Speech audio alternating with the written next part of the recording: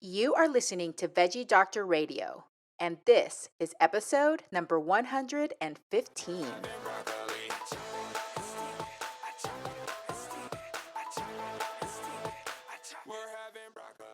Hey, I'm your host, Dr. Yami.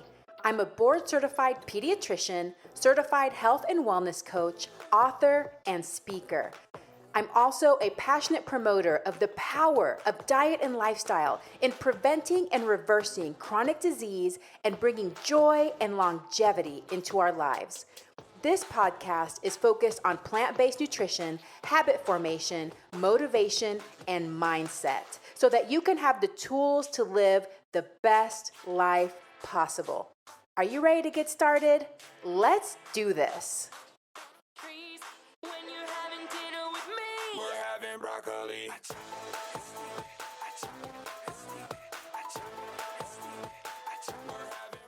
I remember speaking with some of my family members and they were like, oh yeah, that's okay. I take all that medicine and more. And I was like, no, that will not be my life. I remember just having a very convicting moment of feeling that will not be my life and really determined to make a change. Welcome back, veggie lovers. I hope that you are having a plantastic Sunday. I am so pleased to bring you yet another episode in the pediatric series. Today, it is with James and Dahlia Marin, who are married, registered dietitians, plant-based, of course. And this episode is really, really interesting. We're going to talk about some stuff that I've never talked about on the show before, such as environmental nutrition, the exposome, exposures that we have to environmental toxins, and how that might affect your children and your family. So please stay tuned.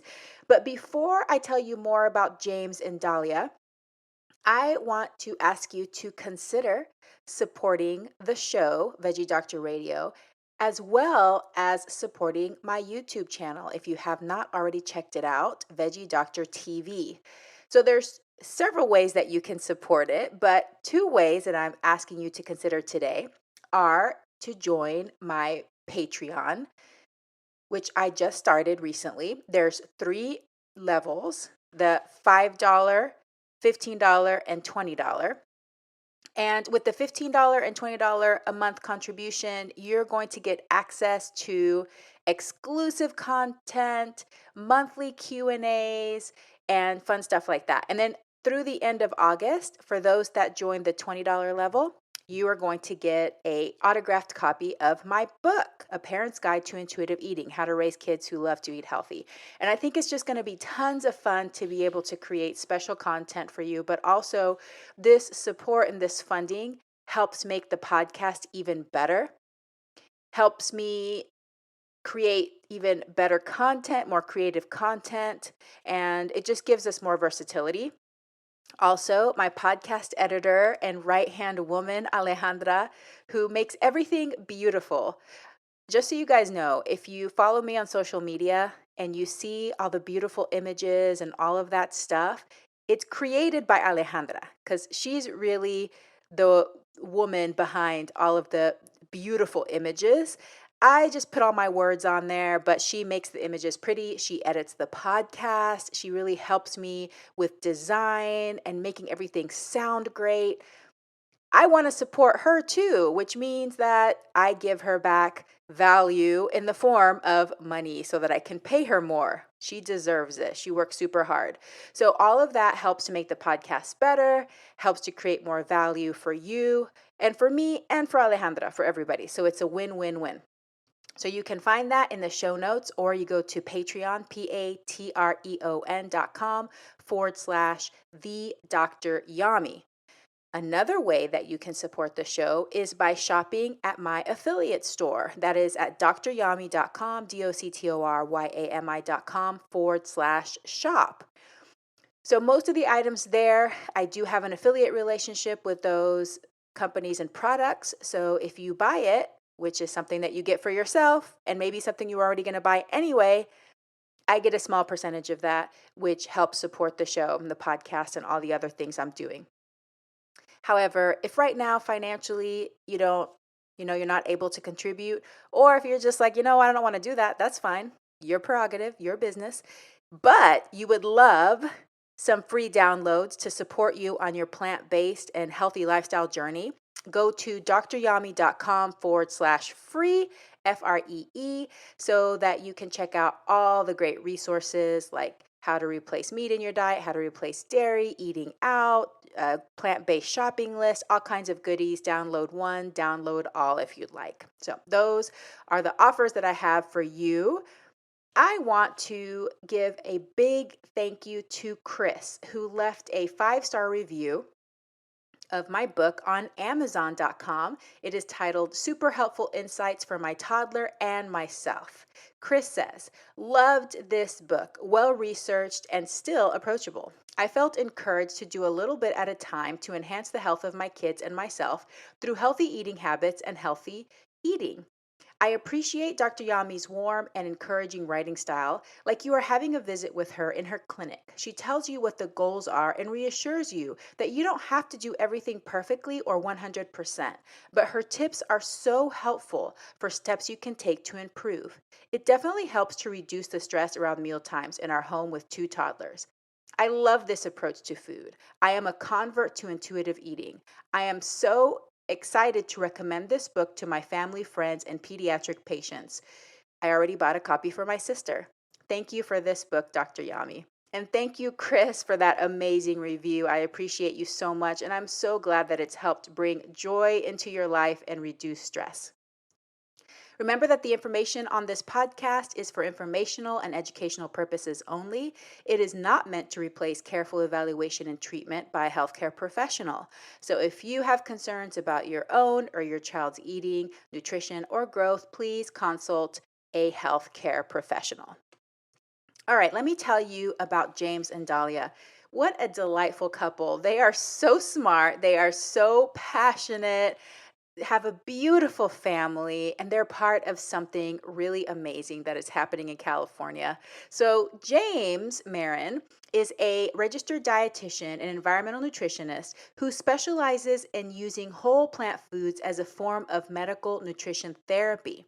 He has used his knowledge of food and the environment to help hundreds of patients of all ages prevent and reverse diseases like type 2 diabetes, heart disease, and a variety of gastrointestinal issues.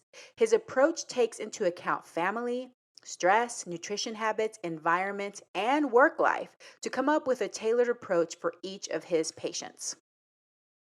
Dahlia Marin is a certified registered dietitian nutritionist. She uses her own health story and clinical experience in medical nutrition therapy, working with clients of a multitude of ages, backgrounds, and health conditions to get to the root of what ails them, helping them find optimal health and well-being.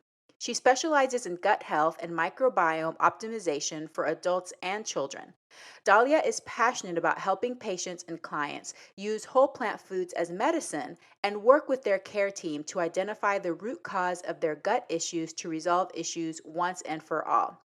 She has personally used food as medicine on a whole food plant-based diet for over 8 years to overcome prediabetes, PCOS, GI issues, hyperlipidemia, obesity, and uncontrolled Hashimoto's hypothyroidism, and have a healthy plant-based pregnancy.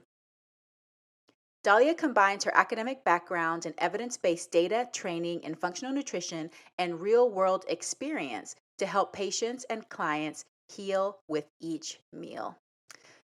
James and Dahlia are so amazing. I loved hearing about their plant-based journey and also how they met. So romantic to have a plant-based initiated relationship. So cool. But we also get really into the environment and what we can do to decrease our exposures. We touch on supplements and what they wish more parents knew. I know you're going to love this episode. I hope that you're really enjoying the pediatric series so far. Please send me your feedback. Let me know what you think. You can email me at yami@dryami.com. Give me your feedback so that next year we can continue to have this every August. It's my birthday month. We can have a pediatric series. So again, veggie lovers, thank you so much for listening, and let us proceed to this delightful interview with James and Dahlia Marin.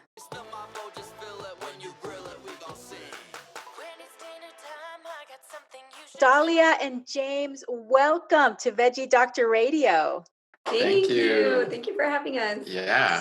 So exciting to have this extended format because we did something similar on Instagram Live, but now we have time to relax and really get into the nitty-gritty of the questions. But before I start asking you some more specific questions about nutrition, I'd love to know about each of your journeys into plant-based nutrition because we actually didn't get into that on IG Live. So tell me, how did each of you discover plant-based nutrition and how has it guided your careers? I love it. Love that question. And so, personally, with my story, I always tell people I was my very own patient, and I was kind of my own health story was what brought me into being a plant based practitioner, adopting a plant based diet for myself, as well as implementing it for my family. And so, growing up, I was a first generation American. My parents immigrated here from Egypt, and I was a latchkey kid growing up. So, I would come home from school and eat a whole box of cereal and watch TV all afternoon. Um, and, as a young adolescent, a teenager, I went to the doctor. I was having just some issues with my ear. So I went to see an ENT and he quickly pointed out I had a large goiter on my thyroid. So my thyroid was enlarged.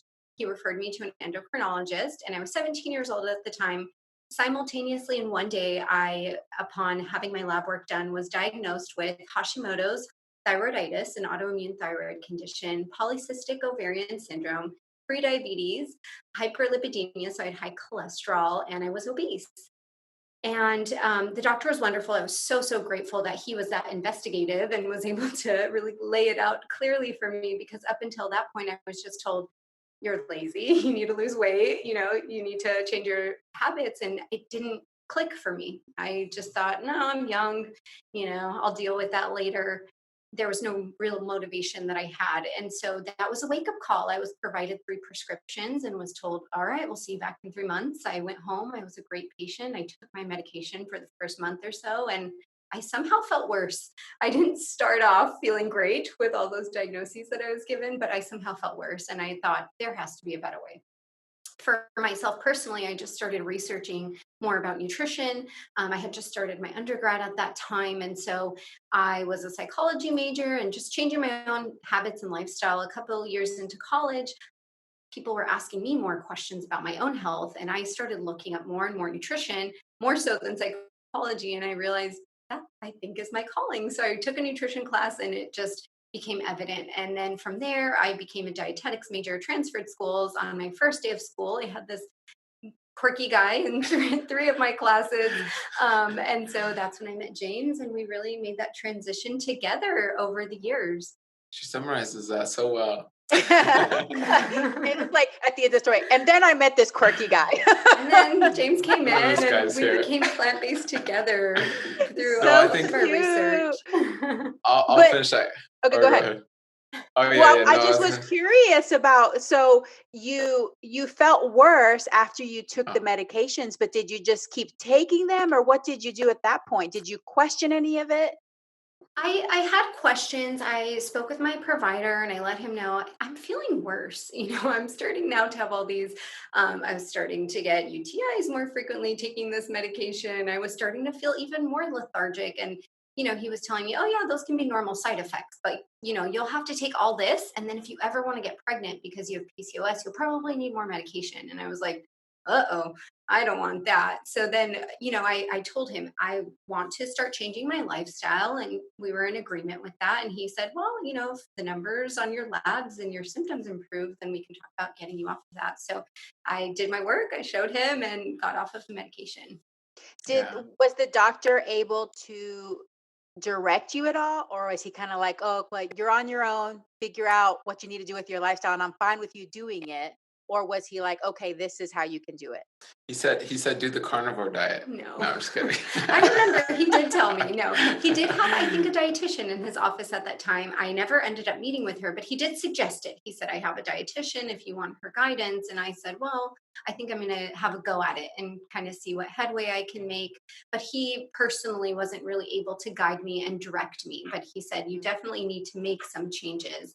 And I remember I was devastated. I don't come from a family of those who are extremely healthy. And so I remember speaking with some of my family members, and they were like, oh, yeah, that's okay. I take all that medicine and more. And I was like, no, that will not be my life. I remember just having a very convicting moment of feeling that will not be my life, and really determined to make a change. Yeah, they're like, welcome to the family. We all have this, right? We'll share and that's probably meds. what they believed. Yeah, like this is just part of our genes, girl. This is Just got to normal. deal with it.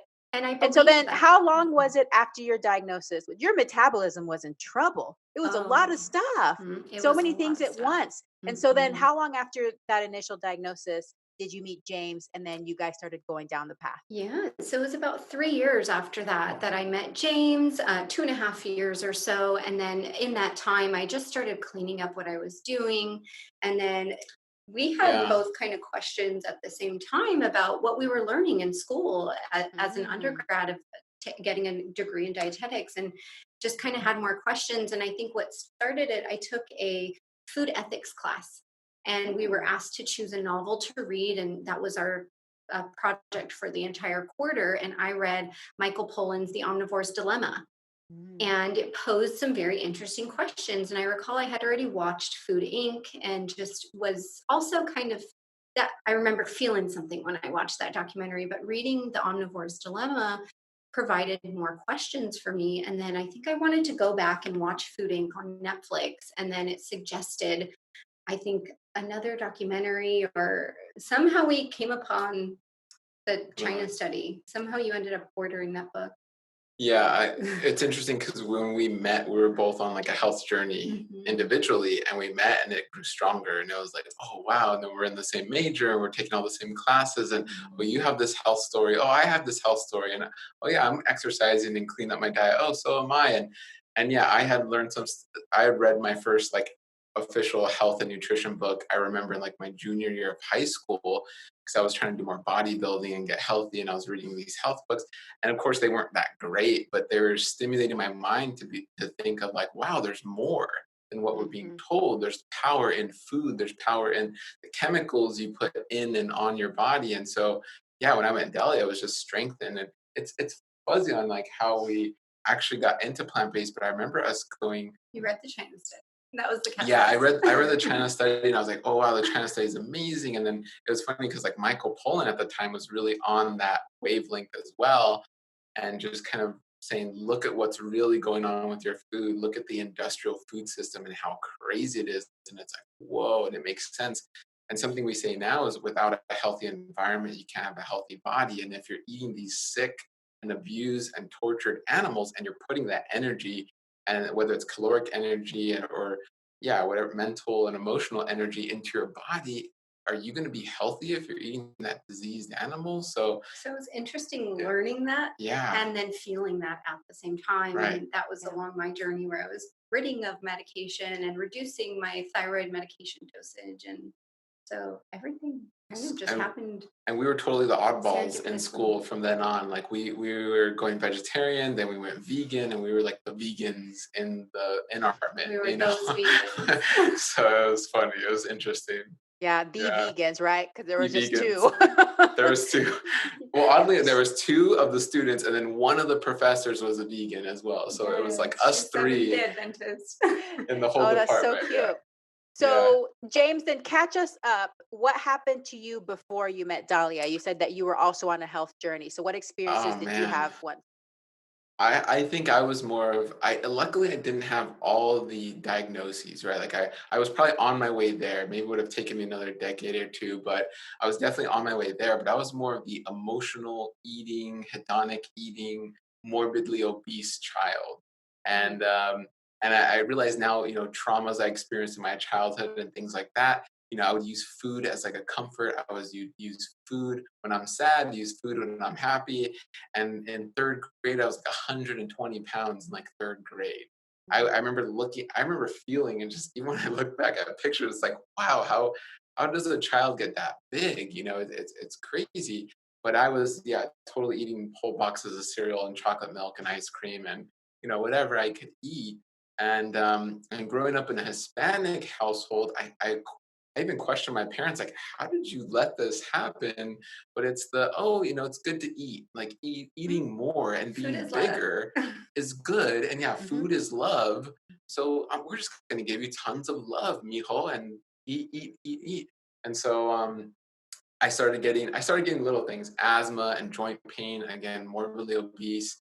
And there was a time where I was just like, no, like I gotta exercise. And I started exercising, and then I started losing weight. And I think at the time I grew, go through puberty and you grow, and it's like, okay, I lost weight. It feels good to exercise. I'm gonna keep doing that. And it wasn't until towards the end of high school and going out of high school, I started really eating healthier. I would still eat fast food and junk and protein was that kind of guy mentality.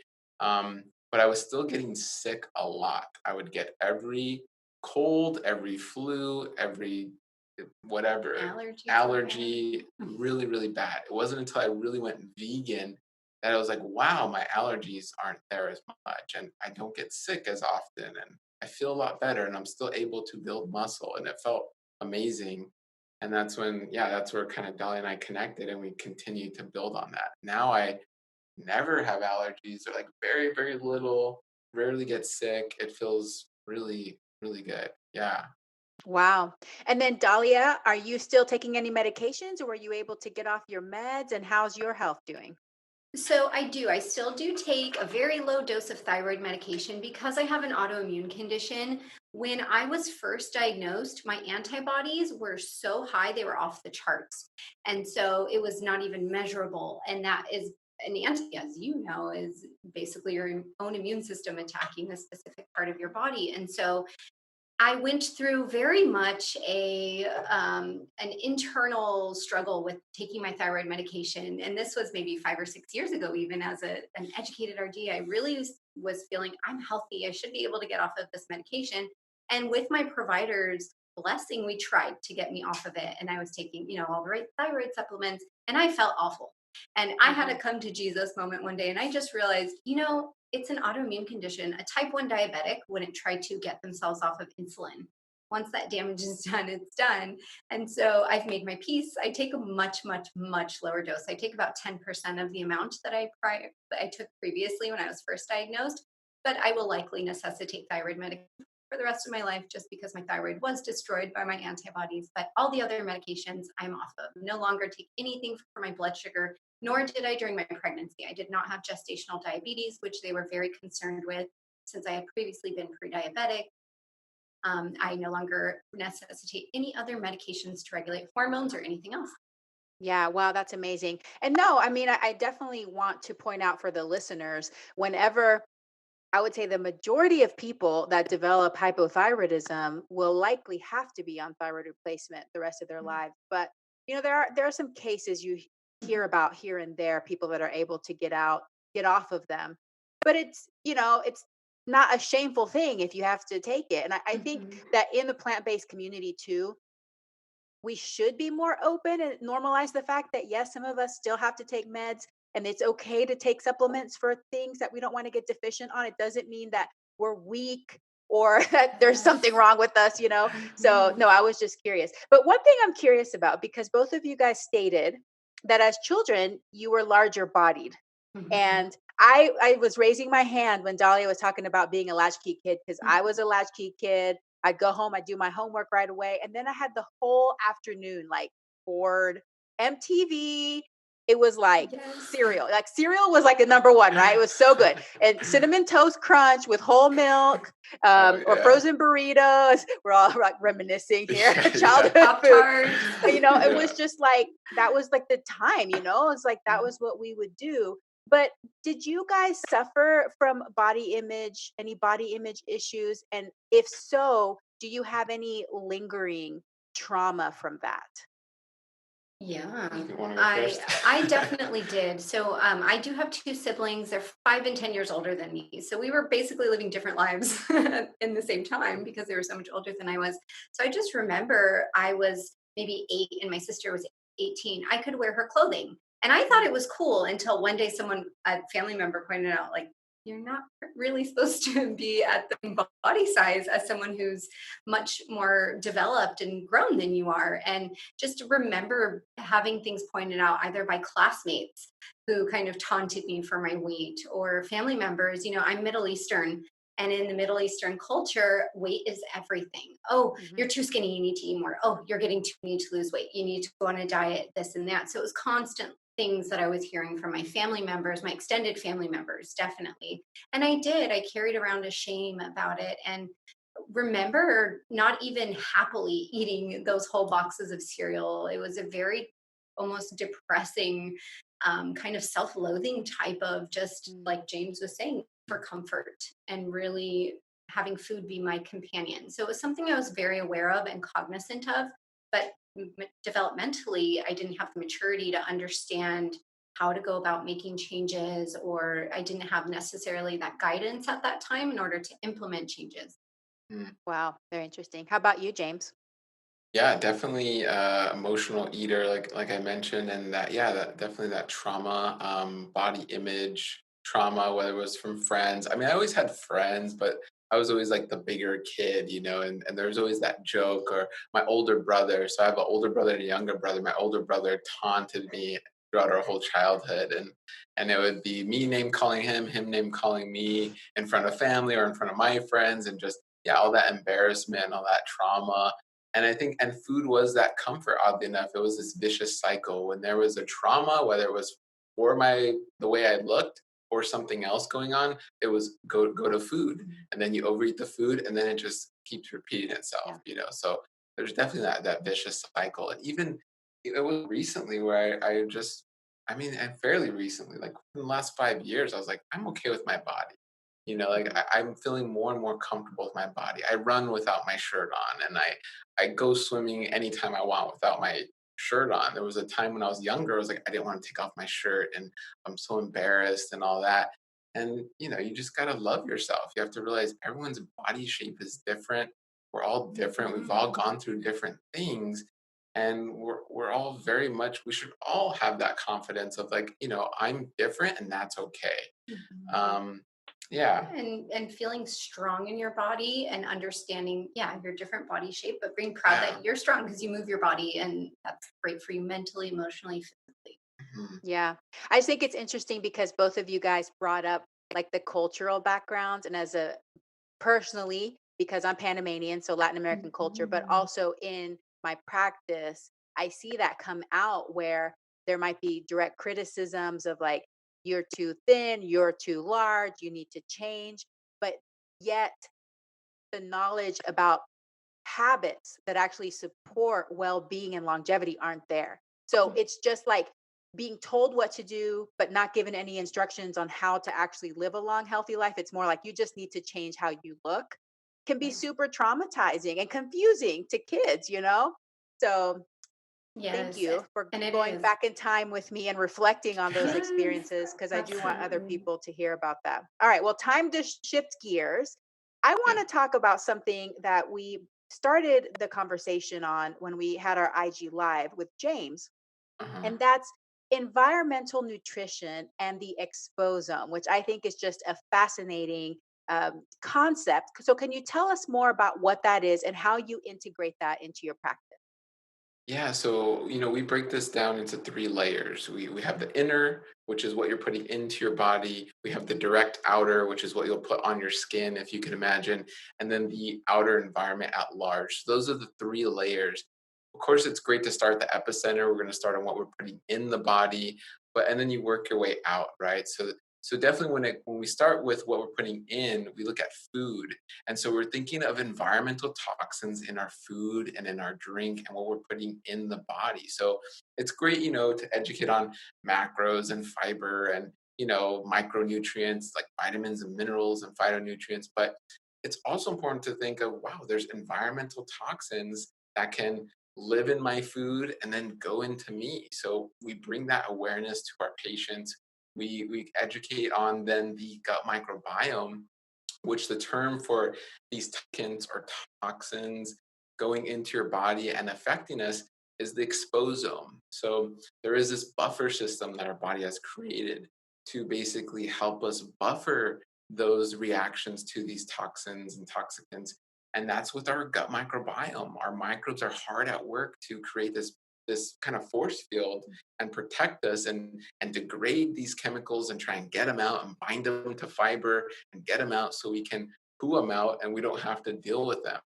But with all that we're exposed to, and I would say even females and specifically female children are at the highest risk because of, and this goes back to society and the pressures we put on kids and females in general, where your chapstick and your lipstick and the bubble gum, whatever spray or the conditioner and the shampoo and the hair straightener and my gosh, there's so many products geared toward women. And it's like, what are in these products? What are all these artificial colors going to do? What are all these, solvents and yeah, I mean, there's just so many different chemicals. So yeah, that we like to educate on that. We like to bring awareness on that, and then bring it back to the gut microbiome because it's the gut microbiome that's going to help protect you. So that's what that is in a nutshell. And it's really interesting because we're just seeing more and more chemical exposure, and it creates such a monkey wrench in the system of like, why am I feeling this way? What's going on? And, Even in those who come to us saying, I don't understand why I'm not feeling well, I eat healthy. And right. maybe they're eating whole foods. However, sometimes once we dive deep, that additional layer of environmental nutrition and those environmental toxicants, we sometimes unearth the fact that, okay, maybe you're reacting to some of the herbicides and pesticides and other additional things that can be on in around your food as well. So sometimes just jumping in a little bit deeper and diving in a little bit deeper can help transform someone's health and bring it a little bit further. And just right on the, I guess straight off the bat, even more plant-based diet where 95% of dioxin exposure is coming from animal products. So UC Davis did a great study on milk, and there's going to be more studies done on dairy where they're seeing PCBs in milk, right? And so when you think of just in and of itself, it's breast milk from another mammal. Breast milk is a medium to transfer. And yes, our mom transfers through her breast milk, all these wonderful things. But if a cow, which is our mom, and who knows what that cow's eating, where that cow is drinking, what that cow is exposed to, these chemicals, a lot of them love fat. And the cow milk is very fatty. And it's going to live in that fat. It's going to get transferred through that milk to us. We drink it, it goes into our body. So there's so much to think about here. And so that if we can decrease those animal products, we're decreasing our exposure, we're decreasing our risk, to these chemicals, which is huge. Yeah. Yeah. And whenever we think about children specifically, Mhm. can you tell us just like maybe a few things to think about whenever they're having these environmental exposures? What could potentially happen? What are the things that we're trying to prevent here by lowering our exposures? Yeah, so I mean, it can go back to when you're even thinking of conceiving, right? Or so for males, your sperm count, it goes to fertility. It goes to many of these chemicals, atrazine and glyphosate, and a lot of these herbicides and pesticides. I've been showing many animal studies across the board, and you're talking all different kinds of animals, from amphibians to mammals, that it basically destroys their fertility. And so we're seeing, I think some of the latest statistics was 1 out of every 8 married couples are experiencing fertility problems. Mm. And so it's hard. It is a needle in the haystack. There's so many different these chemical exposures. It's hard to pinpoint this one chemical exposed over this many times will do this. It's like, Mhm. it's so hard. And we were just talking about this with one of our colleagues. It was like, how much money would a study take to look at all the chemical exposures over the course of someone's life? Like, who would design and pay for that $100 million study? Like, it's very hard to do that. And what's kind of sinister is these chemical companies, they use a vacuum, they pinpoint one chemical, they set the parameters and go, you know what, it's safe in this unrealistic, never going to happen scenario. And then we release that chemical into the real world. It gets mingled with all the other synthetic chemicals and who knows what exposures over what time frame, and we have no clue, right? So it's really interesting. But going back to that, fertility, the teratogenic effects, which are basically mutations that can happen to the fetus even before we're even birthed into this world. There's also been studies on 240 plus synthetic chemicals in umbilical cord blood of the mother, and the amniotic fluid of the mother, and the breast milk of the mother, and we don't really know what these chemicals are doing. So, or their long-term effects, or long-term because they're effects. relatively newer, a lot of them, to our food system and to our environment as a whole. So, we're not even sure long-term of the effects that it could have on growth. Can cause growth stunting, or even on weight. What we know, like James was saying, a lot of these chemicals love fat, they're lipophilic, and so when that's the case, it can also the signals that your fat sends to your brain, and that also affect your endocrine system. So it can dysregulate the ghrelin and the leptin that a child is producing. Ghrelin is your hunger hormone, leptin is your satiety hormone. So what we've seen is sometimes with increased amounts of body fat, you might be overproducing a little bit of that leptin, or it can disrupt that balance between your leptin and your ghrelin. You might overproduce ghrelin sometimes when you have increased body fat. So we're starting to see that Right. all of these avenues can be. Yeah. And that goes back to where a large number of these chemicals are classified as EDCs, right? Endocrine disrupting chemicals. And endocrine is this beautiful communication network, right? Your endocrine system is your hormone communication network. And what happens when we're mimicking these hormones like BPA does? And there's many different forms of BPA that we're not aware of. It's like, yay, we banned BPA, and BPA free everything. Oh, did you know that there's like 10 to 50 different other bisphenol chemicals that they can now use? And it's like, oh wow, we just haven't studied what the heck those do either. So it's so crazy. It can, and not to be a total downer here, it goes back to, you have the power. It goes back to minimizing risk. We were made fun of a lot early on, of like, oh, we're not doing plastic anymore, we're going more plant-based, and like, you guys are hippies, you guys are crazy. Yeah, we still hear this the time from family. But we're just, us in our mind, it's like, let's just minimize risk. Like, I want to be healthy. We want our daughter to be healthy.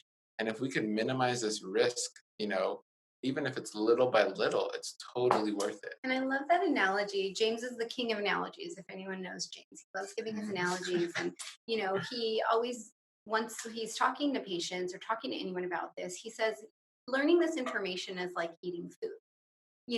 You need it, but if you intake too much at once, you're going to feel sick and overwhelmed. And so little by little, I always tell my patients, do what you can, start in one little area, whether that's, okay, let's replace our water bottles with stainless steel or glass water bottles. Work there. Once you've gotten that down and you feel confident in that, then seek to move on to the next. If you try to go to the buffet and eat the whole entire table, you're going to feel sick, right? So if you're trying to overhaul your whole house and everything your kids are doing, it's overwhelming. But little by little, start assessing which areas in your lives are most impactful and where you can start. Yeah. And that was my next question is, where should people start? And I'm imagining, because we've already brought this up, is first to try to reduce the animal products, because that's something that you're directly ingesting and putting into that inner layer. So talk a little bit about that. If there was an order of priority for you of what they would remove first, if someone's listening and they're more on the omnivorous side, how should they approach that? Yeah, so it starts with animal, especially fattier animal products. So, before, and even myself, I'd go, ooh, a nice marbled cut steak, right? You want that marbling, which is that fat, right? Which is the lard. And so you're thinking, ooh, and then you add some butter to that. It's so crazy. You cook steak, lardy steak in butter, and that's like fine dining, right? So it's kind of doing away with that. It's flipping that on its head and going, wow, the more animal fat you're intaking, more risk you are, right? You're more exposed to dioxins, you're more exposed to PCBs, you're more exposed to these lipophilic chemicals. And so that's where you start, those fatty cuts of animal product. Not to mention, there's little things the industry doesn't tell you. When they're defeathering that chicken, they dip it in ammonia, right? When they're cutting open that beef, they dip it in ammonia, and you're being exposed to these chemicals that then latch on to these animal fats in the process of getting it prepared to throw it on your plate, right? So And so much. yeah, what I like to often start with my families is take a step back, assess what you're currently eating, and what's the percentage of that that's whole, unprocessed, or minimally processed food. If a majority of your diet is coming from highly processed foods, not only are you likely compounding those effects of these environmental toxicants, your body is not really going to be able to efficiently function when you're not giving it a healthy input. So step back. If 95% of what you're eating is processed food, then try to incorporate a higher amount of minimally processed foods, things that are closer to the earth, less processed. Something I always tell my families: if it melts in your mouth, probably not minimally Yeah. processed. Goldfish melt in your mouth, or chips melt in your mouth. Cereal, if you suck on it long enough, it's just gonna melt in your mouth.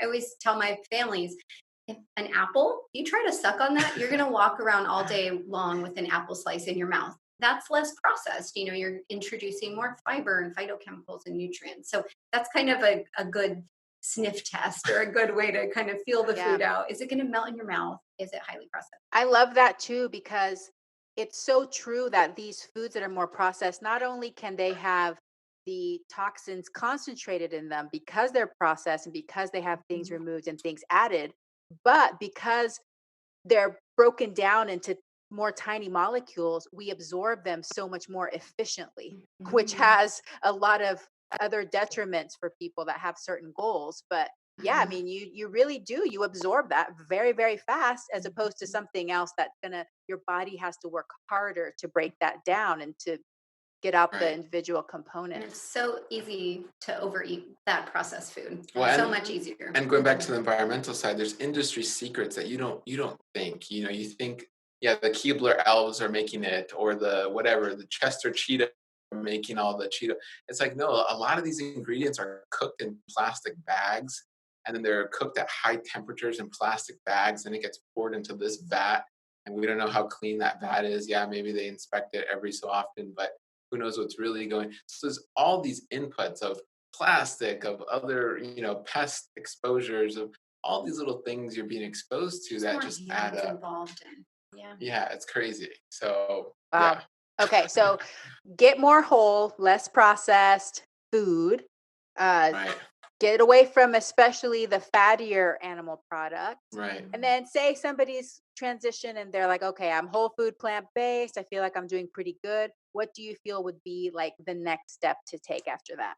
Then look at your water source. Where's your water coming from? So there's quite the slew of chemicals in your water. If you're doing tap water, and look, staying hydrated is great. You want to stay hydrated, but again, this is where you're building up the ladder. You're really focused on your diet, what you're eating, and that's great. Next is what you're drinking. So your water is huge. We like a reverse osmosis water filter. For the most part, I would say almost anyone can get a really decent, under the sink reverse osmosis water system, Or or on the countertop. Mhm. countertop reverse osmosis water system. And if you're buying bottled water of any kind, whether it's the machine or you're buying the packs, this system, it'll pay for itself in like 2 years of use. So I mean, Or- or less, Mhm. depending how much bottled water you're buying. So it's an amazing investment that will pay for itself in like 2 years or less. So, and that's How a is no-brainer. how is the reverse osmosis different than just like a really good carbon filter? Yeah, I mean, great question. So that would be a great example between like the Berkey and then these reverse osmosis systems. So the carbon filter, so Berkey uses like a compressed multi-layered carbon filter, and then you can add on a fluoride filter to it. And so this is using gravity. It really is just pushing through. It's using gravity to push through the carbon, whereas reverse osmosis is a membrane. It uses electricity and it's forcing. So Mhm. yeah, I mean, in this case, the Berkey, the carbon is the membrane and it's using gravity, and that's why the Berkey fills up slower. Whereas reverse osmosis is using a semi-permeable membrane and it's forcing a heavy stream of water through that membrane. And I, So I yeah, will tell someone, if they don't have quite a varied diet and quite a variety in their diet, with right. reverse osmosis, because it's so efficient in filtering, you want to possibly add back in some trace minerals. maybe by utilizing a trace mineral drop, or, adding in some Himalayan salt, or, getting back in some of those trace minerals, because it's just so good at filtering, unless you have a really great, robust variety in your diet and you're confident that you're getting it there. So, Yeah, it Right. just takes everything out. Well, I'm a Berkey lover. That's why I'm asking. And Yeah. I love it. But Yeah. I feel like I'm a water snob now, though, because I cannot drink water any other place. It just does not taste right to me. Especially, like how some water's so chlorinated that Oh, you bring it to your face and you're like, it smells like you're about to go into a pool. Yes. It's just like totally. crazy. But it sounds what you're saying is they work differently, and maybe the reverse osmosis pretty much takes almost everything out. But if you have the budget for a good carbon filter, then that's a good step, is what I'm hearing. Totally. Yeah, and the Absolutely. Berkey is totally up there. Like, Berkey is one we recommend, especially for like campers or people that are Yeah. on the go a lot and they just Or want if to you're take it with them. renting and you don't want to install something, we have an Yeah. AquaTrue, which we really like, and that's been Yeah. one that we enjoy. I'm really sensitive to the taste of water, and that really minerally taste, I'm not the biggest fan of. We got a Berkey, and then I was like, I want it to taste. She liked the AquaTrue better than the Yeah. Berkey, but both were good. I would Both were drink water great. from both Yeah, for sure. Funny. absolutely. I didn't think I could meet a water snob that's more snobby than me, but now I've met There you one. go. You're like, Sorry. I don't even like I was Berkey like- water.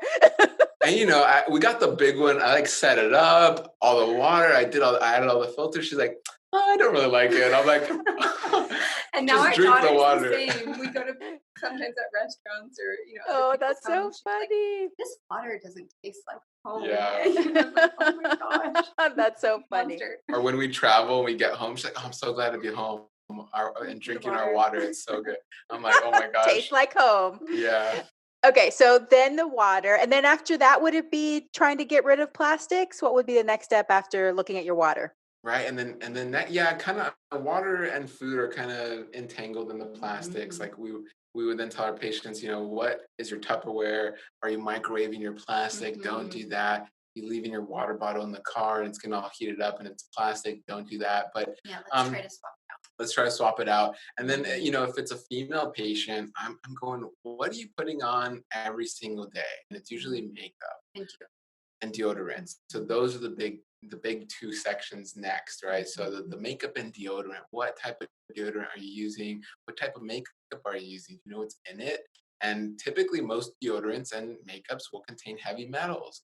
And so it's at tiny trace amounts. Don't get me wrong, it's not like huge amounts, but when you're putting it on every day, chances are you're also eating it. Think of when you kiss your mom or your grandmother, or you kiss your kids and you have lipstick on, or they kiss you in the cheek and then they eat something, and you're even eating this stuff on a daily or weekly basis, multiplied by years and years and years. It really adds up. So we've had patients who some of their like EOE or some of their other issues going on, Just eosinophilic esophagitis. Yeah, Yeah, other autoimmune conditions. right? They go, wow, it's gotten better over working with you guys over these last months, and that's just from these tiny changes that add up. Another analogy I like to give is, your GI system. So from your mouth to your anus is this beautiful river, and many of our rivers are being polluted, right? You're seeing tires and you're seeing all this just as garbage in the river. It's one thing to clean up that river, but we also have to walk up the river and make sure we tell the people who are throwing those things in the river to stop, right? So it's great to clean the river, but we also have to stop the inputs to that Yes. river. The upstream effect. We got to think upstream and stop what we're doing. And then, Exactly. just bringing it back to kids too, is that kids are smaller. They, Yes. so things in them are going to impact them even more than larger adults that have a bigger body surface area and all of that. So it's very important to think of. I'm just Yeah. feeling a little sad though, because I love my glitter gloss. I haven't actually looked. I just haven't looked Did at you the say the ingredients G because word? I'm really, really sad because I really love glitter gloss. I'm sorry. We don't say the G word in our house.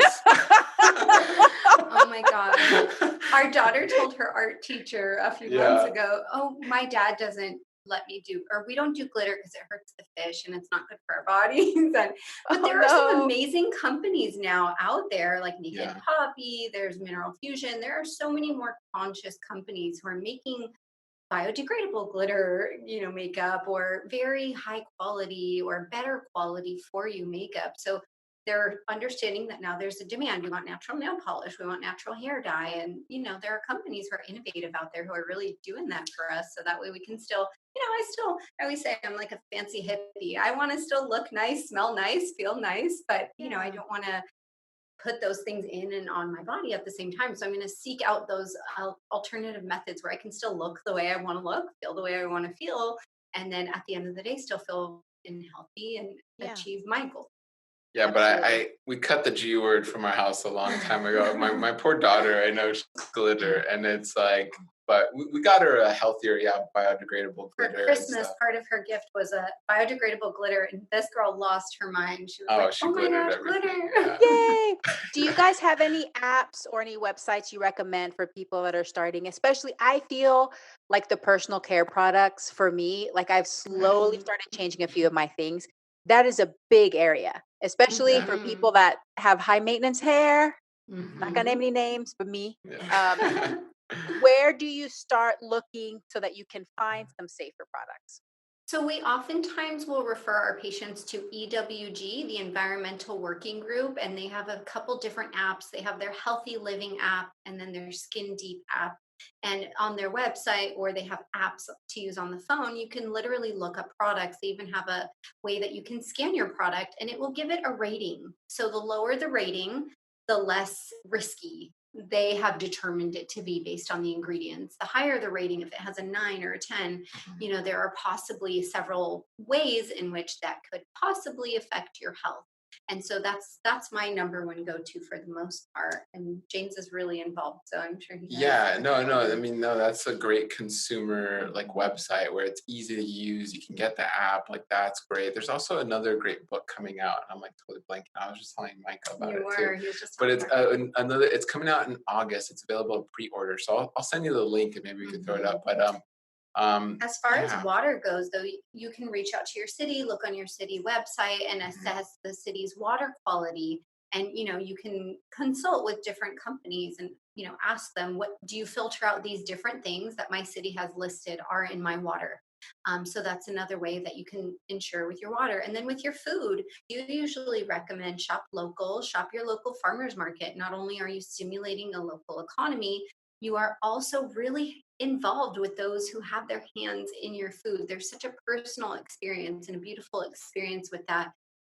James and I, we still shop with the same farmers who we were shopping with 9-10 years ago when we lived in another county. They go to our farmers market now where we now live. And so we've seen these people over the years. We've seen them have a baby and we've, really gotten to know their family. They're like our friends. Yeah, we befriended them. We really feel confident in where our food is coming from. So shopping at your local farmers market just helps, one, reduce cost because you're cutting out the middleman. There's no shippers and grocers and all that in the middle to, charge a little bit more for that food. You're eating seasonally, which is more nutrient dense. You're usually eating very locally. And again, there's oftentimes, if it's a certified organic or you've spoken with them and maybe they're not yet certified organic, but they say, oh, we use, natural pesticides or natural herbicides. It again, another way to kind of clean things up. And an example of that really quickly, natural pesticide one of our farmers uses on the strawberries. Like if you eat the strawberry, sometimes you have to rub it if you're going to try it because it'll have a weird taste and you probably think like, oh my gosh, what is this? But it's a seaweed powder. So they'll even spray this seaweed powder that is an organic pesticide. And I know pesticide can be a scary word, but that's why I go more for synthetic pesticide. There's a big difference between pesticide and synthetic pesticide, where this natural seaweed spray is technically a pesticide, but it's biodegradable. Even if you eat some, it's not going to be the end of the world. You rinse it off, you got this beautiful, delicious strawberry. So big difference, that people have to be aware of. So, it's so important to do those things. Yeah, love that. And that also brings up another question that I wanted to ask at the beginning of this topic, and that is organic versus non-organic. Oh, yeah. What do you usually recommend for that? Do you say get as much organic as you can, or just focus on the dirty dozen, or how do you direct people? It depends where someone's starting. I always love to tell my patients, your spectrum all times. There's good, there's better, there's best. So what are we doing right now? Are we in a place where we're drinking tons of soda, eating lots of processed food, and eating a ton of animal products? I'm not going to mention organic to that person. We already have quite a journey to go on together. But like you said, if someone comes to me, they're already plant-based, they're looking to take their health to the next level, absolutely, I will suggest that. Or maybe in that initial family's journey who's eating quite a processed diet, maybe halfway through, I'll say, hey, now that you've started eating fruits and vegetables, this is the Dirty Dozen Clean 15. This is what it means, because oftentimes people aren't aware of what it means. And just so that way they can make more informed decisions. And so it depends where you're standing. If you're already incorporating the fruits and vegetables, then consider transferring them to organic fruits and vegetables. But if you're not even eating the fruits and vegetables and you're not eating unprocessed food at this time, it could be a little bit overwhelming to then jump in and do a completely organic diet. And the educational piece to this, and this is not something we say to every patient, like Dahlia said, it depends really where they are. Just for you and the audience listening, is look, organic is not perfect by any means. USDA organic is far from being perfect, but it's a step in the right direction. That's something we always want to make very, very clear. What I would say is ideal. Like if I had an ideal vision, it would be like more of a veganic, biodynamic, regenerative. Those are like the three buzzwords, right? For like the ideal situation. That's where like, wow, you got this super dense farm, and we've seen it. We have friends who have a farm like this where it's like everything is growing in synergy, everything's working with one another. You don't use any pesticides or herbicides. I mean, synthetic, I would say, synthetic fertilizers. You're just mulching and you're healing the soil. You're bringing diversity back to the soil, and you're bringing that diversity to that farm. That is an ideal situation. That can even segue nicely into supplements, but because that's the true multivitamin, is you putting compost, you putting all this variety of food waste back into your soil. What you're doing is putting a multitude of vitamins and minerals and phytonutrients back into the soil that then goes back into your food. That is what we're not doing at a large scale in our agriculture, running into so many problems. Yeah, no, that's such a good point, because obviously one of the areas that vegans get criticized is in monocrops. Like, oh, if you vegans, eat all this soy and corn, and then you have to remind them, well, it's actually, we're not eating most of that, okay? The animals are eating it. So just to clarify, but obviously it's not ideal is what you're saying, because it can disrupt the environment. The soil does get depleted, and because the way that things are being farmed isn't in alignment with the environment, then a lot of different things can happen. But what you're saying is that you have a vision for more of our farming practices to go to this working with the environment, having multiple different species together, and then you end up with a soil that's nutrient rich but also has a rich microbiome itself. It's got all the bacteria and different bugs and happy everything things that live there. And this is the beauty. I'm not a farmer, but I'm imagining. Yeah. No. And we've oftentimes, we don't think of that the perfect soil has a good combination of this fungus or this yeast. Mushroom is a fungus, and they might have their own set of yeast and bacteria. And that's the way that it actually should be. And that's the way that we actually should be too. So we call it cake. Like soil should be cake in consistency, where it's like you're grabbing chocolate cake. It's just so rich. It's just so like spongy, and you can squeeze it, and that is a healthy soil. You go to any one of these farms, it almost looks like cement. Or if you've ever been walking by a sidewalk and you see that dirt next to the sidewalk and it's like a cement, because typically cities spray the sidewalk cracks with tons of glyphosate, and it leaches into the soil right next to it, and it looks like cement, because you are killing all that life. When you kill that life, you are turning this cake into a cinder block, right? So when that happens, you're talking about a multitude of loss here. You're talking, that nutrient loss. You're also talking about rainwater loss, because now if it's that cinder block, it's just rolling out right off and going into the gutter. You're talking about just so much loss. That biodiversity, we lose the wild animals, we just lose across the board. So it's such a root cause fix that can have this beautiful ripple effect. And I love more people are becoming aware of it, and that's what we need. We need it across the board because it's That is so so important. cool. I Yeah. would love to visit one of these farms. It just sounds so cool, to be able to see that in action and how people are learning different things. And hopefully, the pendulum swings, right? I mean, Mhm. agriculture is something newer to humans and our human Mhm. evolution. And we discovered this and we're like, all right, how we take everything to the next level. Like, well, we're just going to do like thousands of acres of this, and Yes. but now we're going to be coming back to our roots and see how we can make it work not just for producing, but for our own health and our bodies. And that's such a good point. And 100%. I gotta shout out Sarvadaya Institute. If you guys want to check out sarvadayainstitute.org, farmersfootprint.org, kisstheground.org, the Rodale Institute.org. I believe they're also .org. These are amazing resources. These are local communities doing this. These are bigger institutions helping with the research. This Farmers Footprint is helping farmers at large scale transition to more regenerative agriculture. And all regenerative agriculture means is that you are generating food, but at the same time, you are healing the soil. Whereas right now, our current model is we're just take. Take, We're yeah. taking food and the soil's dying.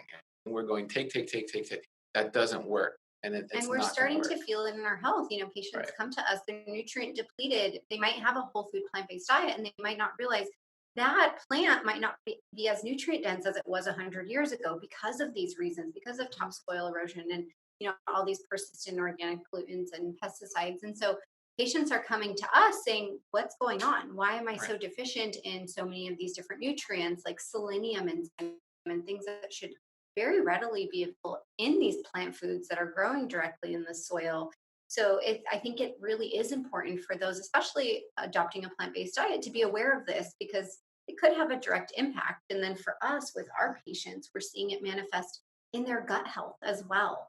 Because when you have dysbiosis or imbalance in the soil between all those organisms, that will also sometimes translate into a dysbiosis or an imbalance of microbes within the gut as well. I have to point out something too, and what's crazy, and this is where you think eating local is so simple, but it makes such a big impact because we are now having growers, and this is where we're importing and exporting from such long distances.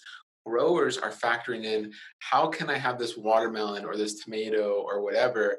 They're growing not to say have it be the most nutritious or the most tasty. They're growing it to say how can it ship better. Yeah. So now the focus is how can I grow my crop so it ships better? And when you're doing that, you're increasing the oxalates and maybe the lectins and these things that protect the fruit or the vegetable. And now you're eating something with more oxalates and lectins. There's even some studies that show a synergistic effect with pesticides and oxalates. So they ramp each other up. So now your gut, when you're on antibiotics and maybe you've been exposed to all these other things already, now your gut microbiome is having to digest a bigger beast of these foods because of all these just bad inputs and these bad thought processes we're doing to that food. It's like Unsustainable, I would say. it's Yeah. unsustainable. Wow. Yeah, you just blew my mind. And that could definitely explain why there's so many people that they have such a hard time trying Right. to adopt a quote healthier diet of these whole Mhm. plant foods if, they're in that place in their gut where they can't handle the changes in the plants, decrease nutrients, and also maybe increase in some of these components of the plants that make it more difficult for them to digest and absorb different nutrients. But I think, like James said before, I think this is a great segue to supplement. So there's definitely some supplements that we definitely, recommend for people that are eating a plant-based diet. But can you go through what you guys usually recommend for children that are consuming a predominantly or completely plant-based diet? Yes, absolutely. So, anyone on a plant based diet, definitely B12 is a recommendation. That's kind of a non negotiable. We feel like everyone on a plant based diet, unless you live on a regenerative farm and you get to eat some of that soil all the time, you should be on a B12 supplement. And kids are no exception to that. So, children absolutely should be taking a vitamin B12. And, it depends on the child also their genetic makeup, their skin tone, their sun exposure, should they also be taking a vitamin D. And this is where possibly, if you know that your child has tested deficient in vitamin D, or your child has quite pigmented skin like mine or darker, they might not be readily absorbing vitamin D from the sun if they don't eat vitamin D rich foods like fortified plant-based milks, or sometimes tofu can be fortified with vitamin D, or eating mushrooms and things like that. So possibly a vitamin D, unless your child is getting that proper sun exposure. Usually it's going to be between 10 a.m. and 1 p.m. best sun exposure. Calcium is one of those things. If you know you have a child who does not eat calcium fortified foods like fortified tofu again, or any other fortified plant milk, and they're not doing a lot of their dark leafy greens, and they're not doing some of the nuts and seeds and other foods that can be richer calcium sources, you might want to choose to fortify yourself. Or if you're someone who says, hey, I get this question a lot, I noticed that all of the cleaner milks are not fortified. It's basically just the nut and or the bean and water. They're not fortified. You can self-fortify. We do this ourselves because we know some days our daughter might take 2 bites of her dark leafy green, or she might not eat quite as much of her nuts and seeds. And so her calcium might not be robust that day. So we sometimes self-fortify. We buy these calcified seaweed supplements, and they're in a vegetable capsule. So we'll just open it and dump the powder out into her oatmeal, or we'll dump it out into her plant milk, or whatever it is. Are we religious about that every single day? Not necessarily, but I try to do it at least, over half of the week. And the other portions we get through other fortified foods that she eats, like the tofu, and then plant milk and other greens. So calcium, whole food, depending. Majority of whole foods, but yeah, we do. And a note on fortification, I don't like fortification, right? Like, another thing we point out is these companies don't always have your best interest. They're not going to find you the best fortifying supplement money can buy. They're not going to. A lot of these, and especially if you're doing more conventional products, a lot of these vitamins and minerals are genetically modified. They're genetically modified bacteria that produce these vitamins and minerals. So it's, I would say buy your own. If you're there in your journey, yeah. Absolutely. And you're ready to take that step to ensure that you're self-fortifying. But if you're not, it might be in your best interest, depending on where you and your family are starting from. But if you're down the rabbit hole and you're in it and you're looking for those cleaner products, then you could self-fortify as well. Omega-3 is another one, depending on the child's diet. Again, if your kid is an omega-3 lover, they eat walnuts every day. They're really good about their flax seeds, chia seeds, hemp seeds. They eat tons of seaweed. They might not be deficient in omega-3s. They might be doing great. Even some plant milks now and other foods are fortified with omega-3. If not, you might want to consider maybe doing some omega-3 drops. Our daughter eats omega-3 capsules. They come in like a vegan chewy capsule. They're not chewable. You're just supposed to swallow them, but she likes the way they taste. She eats them. Interesting. So, yeah. And she does eat actually quite a bit of nuts and seeds and things like that every single day. So we'll give her that maybe once a week or so. But it depends on your child. If you recognize that might be an area where they're not as robust in their diet, that could be an area you consider fortifying. And then the last one I would say is iodine. Iodine traditionally is obtained from iodized sea salt. A lot of people have moved away from that in recent years. They're using Himalayan salt or rock salt or even sea salt. And so if you're not using iodized salt, if your child does not regularly consume sea vegetables, they're not a almost daily seaweed eater, you guys don't eat kelp noodles or use kelp flakes, you can consider also ensuring that whatever you're supplementing them with has iodine in it. Or a simple way is to use kelp flakes. You can buy them on wherever, Amazon, your local health food store. There's a brand called, I think, Maine Coast. And you could give your child about 1/4 of a teaspoon a day of kelp flakes. And that's pretty much a pinch. We just put it on our daughter's food. So, if we served her a bean and rice and veggie bowl, we'll do a little sprinkle, or she likes it on her avocado toast in the morning. She'll sprinkle a little bit on herself. So, it depends on where your child is. But I would say those tend to be the top one. So for the omega-3, what are your thoughts on, because whenever we talk about the plant-based sources, the walnuts and the ground flax seeds, that's the ALA form of the omega-3. And then we may convert a small percentage, varying from person to person, Right. But do you have any thoughts specifically on the DHA EPA and how many people should consider supplementing that, since there's no whole plant food sources of that one? Right. Yeah, that's a wonderful question. And that goes back to the microbiome. And I think we're going to see more research in that where, this goes back to building your foundation, which is the gut microbiome, which our theory, and again, this is our theory, but it is a better conversion rate when you have a healthier gut microbiome. And so you can flood your body with this alpha linolenic, right? That's the ALA form, walnuts, chia seed, flaxseed, hemp, and all that, which you can totally flood and get enough of if you're doing it correctly.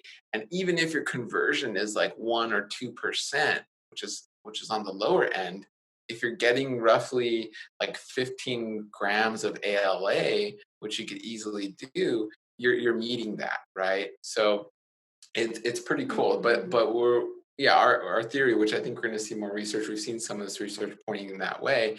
Where similar to like vitamin K, it all goes down to what are your microbes doing to that when it enters your system? What are your microbes gonna do with that long term?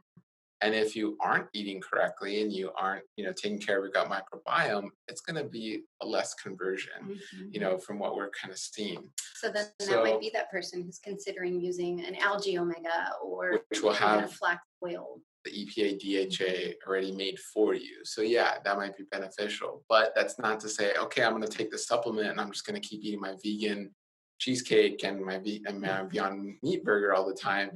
No, you want to eat these whole foods. You have to build up your foundation of your gut microbiome because it's doing way more for you than just helping you poop regularly. You know what I mean?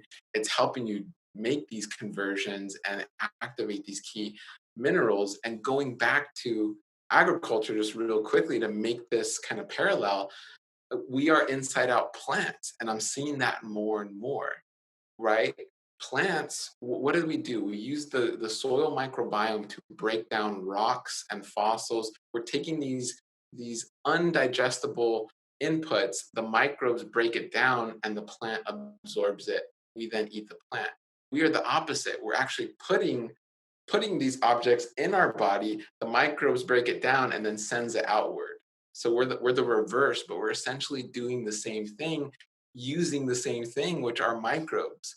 So it all goes back to microbes. And a recent study showed that our gut microbiome is about it's a 1-to-10 ratio of diversity from the soil. So the soil is way more diverse than our gut microbiome, but we are getting our diversity from the soil, essentially. Wow. Those same species are within us, and they're doing the same thing. That's so where we always take it back to whole foods, especially for parents and for families. We always reiterate that's why they're called supplements, not replacements. There's no supplement in this world that could ever take the place of whole foods, even the ones that claim that they're equivalent to eating 10 cups of broccoli or whatever it might be. You can never efficiently concentrate what a whole food can offer to you. So there's never going to be enough supplementation that's going to offer, the fiber, the phytonutrients, the micronutrients, the macronutrients. So we really want to deter parents from relying on supplements and resolving to have highly processed foods and food-like substances in their child's diet, and then say, oh, well, it's okay because they took their little gummy bear this morning, so they're okay. You always want to consider, how can I improve diet as a whole? That's the foundation. You don't want the foundation to lay on this little sugar supplement. And I remember doing a story on this. We're at our friend's farm, and when we were there, and our daughter just runs around and eats everything. And I go, and her name Manju, and I go, Manju, Layla's just gonna devour everything. She's like, oh yeah, go ahead. And our daughter's just strawberries and the figs and everything. And goes, oh, and it's like, show me a supplement that will give her those nutrients. Or I mean, she's in the sunshine. She's like, these foods were just picked, like this peak of the season. They were grown in organic, healthy, beautiful soil. These foods, I wish I had all the instruments to measure all these nutrients, but show me a little capsule of a supplement that can give our daughter what she just, experienced from these foods. It's like, you can't. And it's the same with exercise. I've done a story on this with exercise. Like after I'm done exercising and I'm sweating and I'm in the sun and I'm breathing and I'm deep breathing and my sweat is, detoxing my body. Show me a pill that could do that, we're chasing these pills when it's like, you just got to put in the work. Yes. You got to try to go to those farms. You got to try and meet these farmers markets with the farmers there. You got to exercise, because there's no pill that can give you that. Best pill Yes. people need to swallow is the consistency. Yeah. Consistency. No, that's so beautifully said, and you're so Yeah. obviously passionate about this, but I agree, because I think that parents, they feel overly reassured Yes. when children are taking either vitamins or Mhm. fiber gummies or whatever it is. But I think the point is that yes, they may be necessary to prevent some deficiencies in micronutrients, but they're not making up for large deficits or large Yes. errors in the diet. Right. So, but the other thing to tell parents is that, just like you guys said earlier, we're not expecting them to change overnight. So Exactly. if you're stuck on the chicken nuggets, mac and cheese, grilled cheese diet right now, start making small changes. How can you Mhm. start incorporating, change the bread to whole wheat? How can you start using maybe some chickpea pasta? Like start little by little incorporating some foods that are going to be healthier for that gut and your overall body. And then you can refine and fine tune as you go along. But Yes, I it's love so to tell important. people, just as people often come to me and they say, well, what supplement should I take? And I always think of whole food as a supplement. If you need a vitamin supplement to take at the same time, sure, that's fine in the interim. Think of supplementing what you're already doing. What can you add broccoli to that mac and cheese? Like, whole food can you supplement or upgrade into your current diet until Mhm. things are crowded out and you're having more of those whole foods. Hmm. Great. Well, let me just ask you a specific, just because I'm curious. Yes. What doses do you guys recommend of B12? Yeah, Okay. wonderful question. And yeah, and if so, you're specifically for children. Yeah. Yeah, we go by the what is the NIH has a page where it breaks down all the different like dosage levels, and honestly, I mean, so it can go anywhere from around like 1 microgram per day for children, or you can also do it They're very if they're very young, and then so 9 to 13 can do about 2.5 micrograms, right?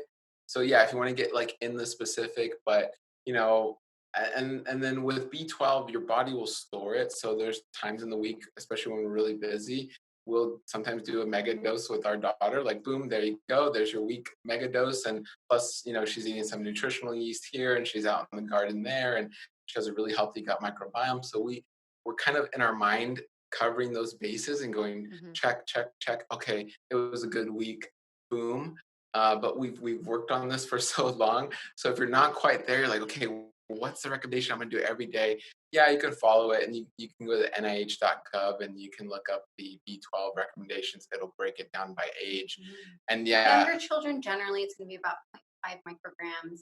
Middle age, like that, 5 to 10 years old, they yeah, need about 1.2. And then for teens, early adolescents, that can go up to 2 to 2.5. yeah, So the reason I ask is because, and I've recommended all kinds of doses, but yeah, now when I do a multivitamin, that especially here, I do recommend the vitamin D. We have the Mhm. yeah, B12, and then it can cover the iodine for kids that need it. Sometimes in multis, the doses are more small, like that, like Mm. 2.5, 5 micrograms. But you also hear recommendations for higher doses, 50, Mhm. 500, or mhm, doing the 1,000, 1,500 once or twice a week, something like that. So, but you're Mhm. saying is, even if you're taking a multi that has a smaller dose, then you're probably fine as long as you're doing that more regularly. Absolutely. And if you're yeah, not doing it quite as regularly, you could consider mega dosing 1 to 3 times a week Less yeah, and kind of frequently. spreading it out. Okay, Absolutely. and great. Whatever works yeah, best for your family. yeah. Okay. Well, let's wrap it up because we're just having way too much fun. I But know. what do you guys wish more parents knew? Oh man, yeah. I mean, I guess I'll start. I mean, I wish more parents knew they could grow amazing food. That's one thing I'd say. So whether you live in an apartment, you live in a condo, or you have a big acre, start somewhere. So the apartment, perhaps, you can grow things indoors. You start sprouting some seeds, or you start growing a little herb garden on your counter. It's pretty amazing because that doesn't take much input. Maybe you buy something on Amazon, a little seed starter kit, or whatever the case is. You can just grab dirt from somewhere outside, put it in a pot and plant a seed, and you can start growing food. So that's pretty amazing. And that food is most likely going to be more nutritious than any herb you can buy from the store, or any dried herb that you get on the shelf, because you grew it and it's fresh right then and there, and you can And it's eat it. exciting for kids of all ages, definitely. Yeah. And I would say for me, what I like to impart on parents is, for the most part, most of the time, picky eating is often a learned behavior. I oftentimes will hear, oh, but my kids are already teenagers, or they're already too old to make those changes. You're lucky because you're starting when your daughter is young. It is never, never, never too late to start making those changes in your lifestyle with you and your child, with the feeding dynamics that you carry in your family around food, and the value that you've placed on food, and also that relationship that your children have developed with food. It's never, never, never too late to make those changes emotionally, mentally, physically, or especially in their microbiome. It is never too late to start that, because that will impact them for the rest of their lives. So today is a really wonderful day to start. I love that. And yes, I agree. It's never too late. And I think it's all about mindset and attitude. Once you realize that all of our food preferences are based upon repeated and consistent exposure, anybody can learn to like new foods, even if you are an adult. In fact, adults Yes. have to do this. There are some adults that stay extremely selective into adulthood, and they have to go through the steps to learn to like more foods and increase their repertoire of foods so that they can socialize. Otherwise, it's really hard for their social life. Yeah. And going back to what James was saying as far as growing foods, um, I think it's exciting for adults too, especially since I didn't grow up with a garden or any of that kind of stuff. So I recently grew some microgreens, and it was just so fun watching them. And they're so cute, and they would like lean towards the sun, and they're Trying so to get that pretty. sun. So Your it sprout was super, babies. super exciting. Okay, I so Yeah. what love that. habit are each of you most proud of? How did you develop it, and how do you maintain it? Ooh, That's a great question. that's a wonderful I question. would say for me, something I'm most proud of is exercising daily. And I'm so proud of that because, as I had mentioned early on, I was very sedentary growing up, and exercise and physical activity were not a part of my life or something that I really enjoyed. I was always that kid who was trying to get a note to get out of PE and, do everything I could to evade running the miles. So for me, exercising daily is something I'm so, so proud of. And doing it in either with Layla, our 5-year-old, in front of her so she sees me, or letting her know that I'm doing it. When we were going to the gym before, I would never drop her off to the gym daycare and say, oh, I'll be right back, I'm just going to go do something. I would say, Mommy's going to exercise, because that helps my body get strong Yeah, and it makes me a better mom for you. So for me, I love that. exercising every single day, that is something I'm so, so proud of. Even Yeah. if I can only do it for like 10, 15 minutes, I'm Mhm. still going to do it, because it's a good placeholder, keeps my habit, and it shows her that consistency. Oh, yes, ma'am. Such a good example. But I want to emphasize the point. Even if you can only do it for a few minutes, Mhm. this is also a mindset thing, because Yes. when I was younger, I would say if I didn't have like I would actually, because I'm perfectionistic, type A, I'd be like, if I don't have 60 minutes, I'm not going to do it at all. Mm. But even if you get a 10-minute run or a 10-minute spin session or whatever, it just makes such a huge difference in how you feel. Like it immediately changes the tone for the rest of your day. So all the Right. listeners out there that used to be like me, that you think that if you don't have a full hour, you can't work out, Mhm. just do what you can. I promise you won't regret it. So I Right. love Yes. that. Thank you so much. What about you, James? What I like my habit, it's hard to pick, but I guess overall my brain is always everywhere. So I love when I learn something new every day. So I try and just Mm, learn something new every day, whether I'm on PubMed and I'm reading something, or it's a podcast, or something. I'm kind of just reading, listening, watching, and I'm learning something. And I love that. I don't think I've had a good day if I haven't learned something new. So that's a habit I've developed, and I love that. Yeah. Oh, and we can tell because you have way too much information in your I head. It's know. like, where can I put all this information? Yeah. I love that. My favorite people are people that love to learn, because it's just so Mhm. much fun, especially when we can learn together and learn from each other, just like the Mhm. people that are listening to this podcast right now. We're learning so many amazing things from you guys. So thank you so much. Oh, cool. How Thank Thank can you. you. listeners connect with you, and what products or services do you offer? Yes. Oh my gosh. So directly you can connect at Married to Health or go to marriedtohealth.com. Across all platforms. Across all platforms. We have an office. We do telehealth. We could see you in office as well, but we're pushing more telehealth given everything going on. So, but we're rebranding our entire clinic. So our entire clinic is going to be the Institute of Plant-Based Medicine. Or So IOPBM Medicine on Instagram. You can find us, or Facebook. yeah, and so you can go to iopbm.com. You can sign up for a newsletter right now. The website will be live probably towards the end of the month, and it's going to be really cool. We're really excited. Yes, and we do everything. We do one-on-one consultations. All of our consultations are personalized. We do grocery store tours, cooking demos. We can do these in person or virtual. We've done them as well. Grocery store tours are something we can also try to arrange to do virtually. So we really love taking people through that whole spectrum of buying the food, prepping the food, getting ready to prepare your mindset, and then eating the food. Oh, I love it. And I'm so excited about the Institute for Plant-Based Medicine. It's just a wonderful thing to create, and so excited to see what all of you guys come up with together. Such a good team. Thank you. Okay, this has been so awesome. And we didn't even get to half of the questions. Okay. But that means you just have to come back to the podcast sometime. For That's sure. what that means. But if you can leave my listeners with one call to action for the week, what one thing can they do this week to improve their lives? Yeah. I love that. Do you want me to go? Sure, go ahead. Okay. Yeah, I mean, I would say, building your gut microbiome today is going to help for future generations. So how do you do that? Just eating more fiber. I know it sounds so simple, but, make sure, grab that apple, grab that, chop up that broccoli and just throw it in your salad. If, just building on what you're already doing and just adding that diversity of fiber, you're building your gut microbiome, especially if you're at a younger age and you maybe haven't had children yet, you want to. That's one of the best gifts you're going to impart to your children is your gut microbiome. You are going to pass that on. That is an inheritance for your children, and you got to start building it today.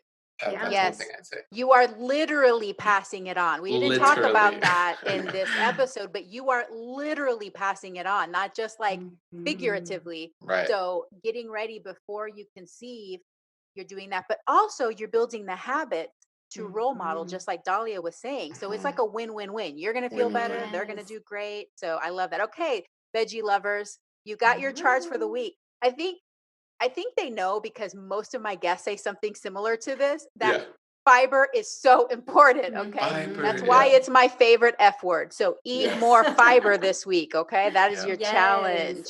Just bring it out at the very least. That's what I tell people. At least just bring it with each meal and snack. Don't even force or judge it, but just bring it. I love it. Cool. All right, Dahlia and James, this has been so great. You guys are so awesome. Thank you so much for your time. I appreciate you so much for everything that you do for your patients and your clients, and for being guests on my show. Cool. Thank you. Likewise. We are so grateful to have been on. And I hope you both have a very plantastic day. You too.